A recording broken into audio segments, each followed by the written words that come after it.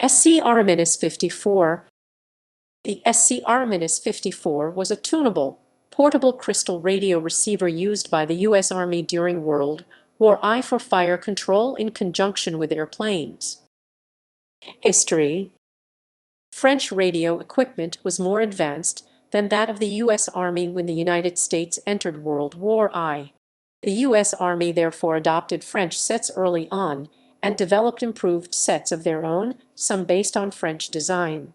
Several of the French M-1 artillery receiving set were sent to the American Radio Laboratory in the summer of 1917 and copied with minor modifications. It was first released as the R-4 in limited numbers for field tests, supervised by Captain Edwin Armstrong. Several changes were made based on his suggestions. The receiver was redesigned and reissued as the SCR-54 set, Complete Radio. Since there was high demand, several companies produced these sets or components, including DeForest Radio Telephone and Telegraph, Liberty Electric, Wireless Specialty Apparatus, Marconi, and General Radio. Specifications. Its primary antenna and secondary circuits were both tunable by variable capacitance and inductance. A crystal detector type DC-1 and telephone circuit were connected to the secondary circuit. It could receive wavelengths from 250–550 meters, 545 to 1200 kHz. The receiver included two crystal Galena detectors, one sealed in glass and the other not, which were attached on the surface of the receiver.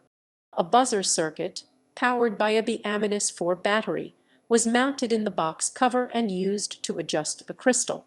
The set was compact and mounted in a wooden box, type BC-14. The lid of the box held the buzzer circuit, detectors, a screwdriver, two P-11 telephone headsets. The receiver was intended to be used with antenna type A-2 or A-2B. Vacuum tube detector. There was an optional vacuum tube detector, type DT-3A, available for the SCR-54.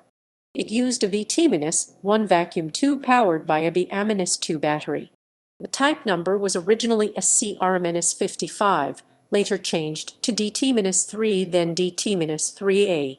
The crystal proved more popular in field use. SCR-54A. The SCR-54 featured electrical and mechanical improvements over the SCR-54. Most notably, the buzzer circuit was removed from the lid and incorporated into the chassis of the receiver proper. Use. The SCR-54 was intended to be used at artillery stations to receive messages from fire control aircraft. Many were produced, but relatively few reached the field before the war ended. Some were retained by the Signal Corps, but the bulk, most never used, were sold as surplus to the public, becoming a favorite of amateurs. References ==